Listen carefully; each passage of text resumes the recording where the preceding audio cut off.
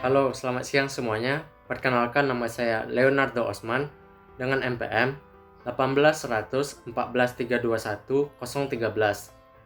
dari jurusan Sastra Jepang, Fakultas Ilmu Budaya, Universitas Bung Hatta. Nah, video ini dibuat untuk memenuhi tugas mata kuliah Kewirausahaan dengan dosen pengampu Ibu Helmawati SE MSI. Nah, video ini akan membahas tentang berorientasi pada tindakan. Nah, tanpa berlama-lama, langsung saja kita masuk ke pembahasannya. Yang pertama yaitu definisi dari berorientasi pada tindakan. Berorientasi pada tindakan berarti berpikir cepat dan bertindak terhadap suatu keadaan untuk menghasilkan solusi permasalahan yang baik dan efektif. Sikap ini terkadang dikaitkan dengan seberapa responsif seseorang terhadap keadaan dan seberapa cepat untuk mengambil tindakan sebagai solusi terhadap permasalahan yang ada, serta seberapa jauh komitmen orang tersebut atas perkataannya. Seorang pengusaha selalu menghadapi resiko, ketidakpastian, dan keterbatasan dalam setiap masalah yang dihadapi. Oleh karena itu, seorang pengusaha juga harus memiliki orientasi PDCA, yaitu Plan, Do, Check, dan Action. Secara spesifik, seorang pengusaha harus menghindari 3 hal. Yang pertama, NATO, No Action, Talk Only, di mana seseorang hanya bisa berkata-kata tanpa adanya tindakan, sehingga NATO hanya akan menghasilkan gosip.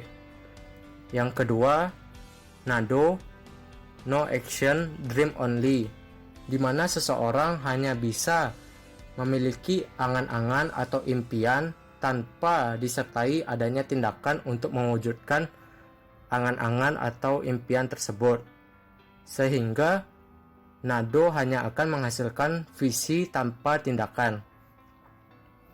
Yang ketiga, NACO, No Action, Concept Only, di mana seseorang memiliki konsep dan teori yang bagus, namun tidak ada tindakan untuk melaksanakan teori serta konsep tersebut, sehingga hanya akan menghasilkan teori dan falsafah saja. Nah, selanjutnya yaitu materi yang juga pernah disinggung oleh Ibu Helmawati dalam mata kuliah kewirausahaan dalam pertemuan sebelumnya, yaitu 8 habit atau kebiasaan yang dimiliki oleh orang yang berorientasi pada tindakan menurut Stephen Covey. Yang pertama yaitu proaktif.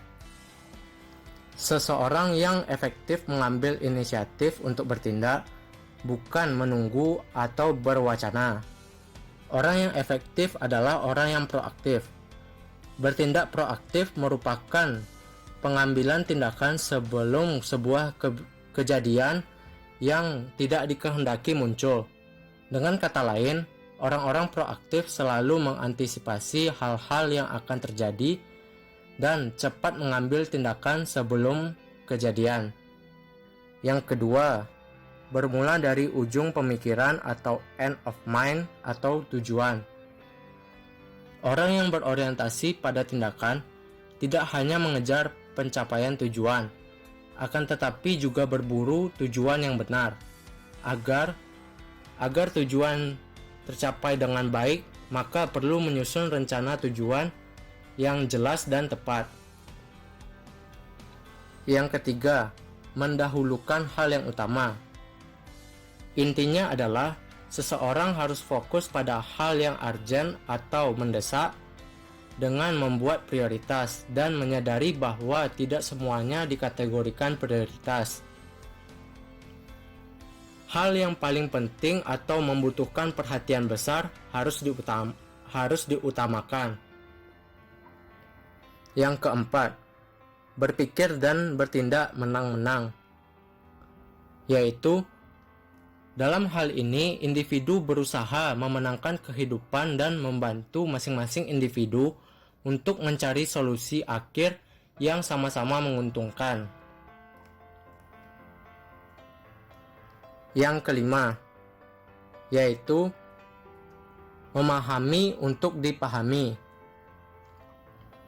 Individu harus dapat memahami dan memiliki keterbukaan terhadap apa yang diutarakan orang lain.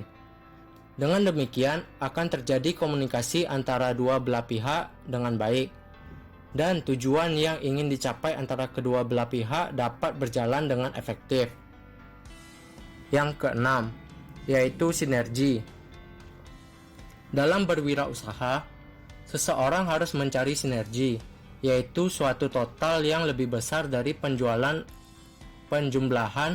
elemen-elemen tunggalnya. Misalnya, ada dua pihak A dan B, dan masing-masing bekerja sendiri-sendiri, dan masing-masing hanya akan menghasilkan 5 buah. Sehingga kalau dijumlahkan A ditambah B sama dengan 10. Namun, dengan sinergi antara A dan B, maka 5 ditambah 5 hasilnya tidak sama dengan 10. Bisa saja lebih besar daripada 10. Hal inilah yang disebut dengan sinergi.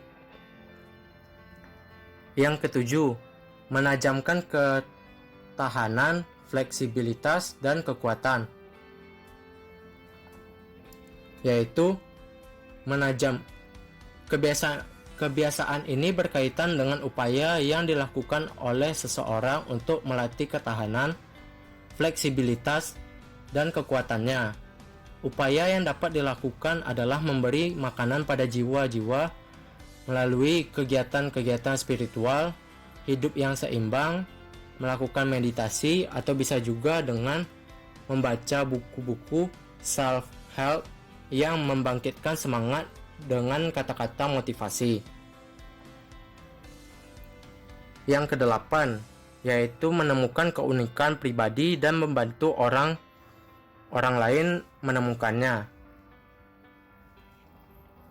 Menemukan keunikan berarti mengenal potensi yang dimiliki, yang tersebar pada 4 elemen utama, yaitu pikiran atau mind, tubuh atau body, hati atau heart, dan jiwa atau soul.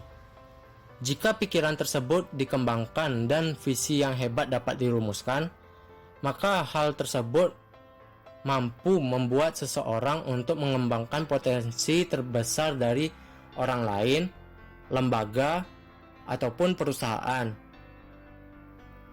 Hal ini berlaku juga dalam kaitannya membantu orang lain menemukan keunikan pribadinya. Selanjutnya, yaitu berorientasi pada risiko. Seorang wirausaha seharusnya tidak hanya berorientasi pada tindakan, tetapi juga harus berorientasi pada risiko. Bagi seorang wirausaha, menghadapi risiko adalah tantangan, karena mengambil risiko berkaitan dengan kreativitas dan inovasi, serta merupakan bagian penting dalam mengubah ide menjadi kenyataan. Namun, bagi orang yang bukan wirausaha, misalnya pegawai negeri, kegiatan tersebut merupakan risiko. Yang dimana bagi wirausaha, risiko adalah tantangan dan peluang untuk memperoleh hasil.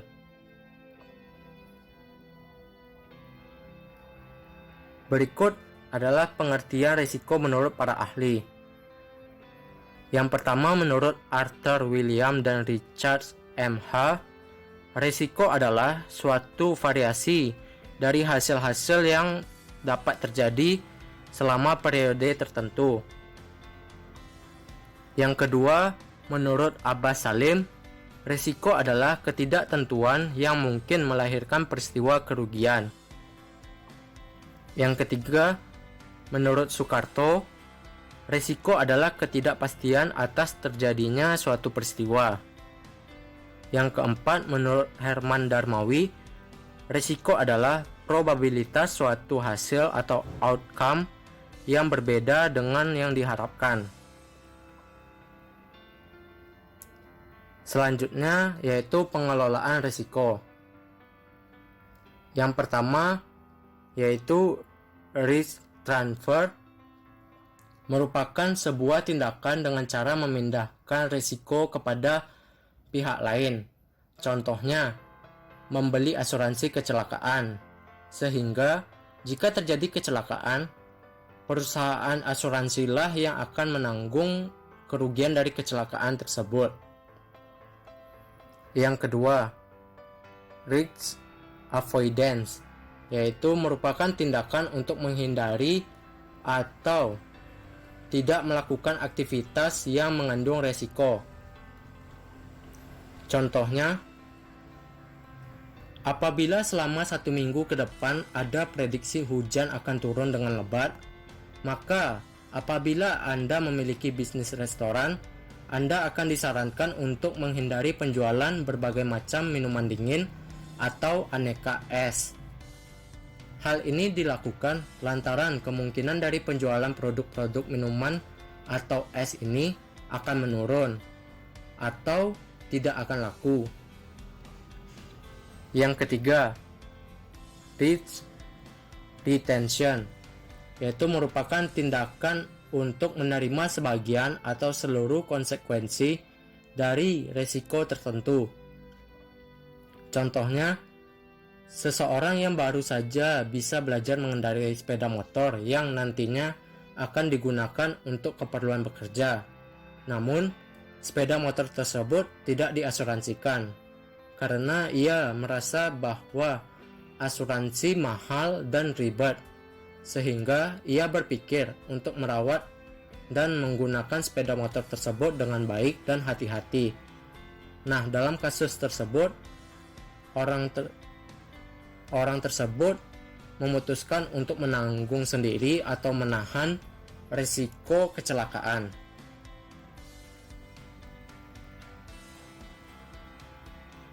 Yang keempat yaitu risk reduction, merupakan tindakan menyebar exposure untuk mengurangi efek buruk dari sebuah risiko sehingga tidak terkonsentrasi pada satu atau dua exposure saja. Contohnya, jika Anda memegang aset tidak hanya satu, tetapi bermacam-macam, seperti saham, obligasi, dan properti. Jika terjadinya kerugian pada satu aset, kerugian tersebut bisa dikompensasi oleh keuntungan dari aset yang lainnya. Yang kelima, risk deferral, merupakan tindakan untuk menunda aspek suatu proyek hingga peluang terjadinya suatu risiko itu kecil. Contohnya, menunggu proyek pembangunan jembatan ketika perekonomian sedang kacau atau tidak stabil. Yang keenam, pendanaan risiko, merupakan tindakan penyediaan sejumlah dana sebagai cadangan atau reserve guna mengantisipasi timbulnya risiko di kemudian hari. Contohnya, jika terjadi kebakaran dari toko yang kita tempati dan apabila kebijakan pengelolaan risikonya adalah dibiayai dengan dana cadangan, maka bisa jadi dana yang seharusnya digunakan untuk ekspansi usaha akan terpakai untuk membiayai perbaikan toko tersebut, sehingga ekspansi pun bisa gagal dilakukan. Nah, mungkin itu saja yang dapat saya sampaikan. Terlebih atau kurang, saya mohon maaf. Saigo mande, video mite kurete, arigatou gozaimashita.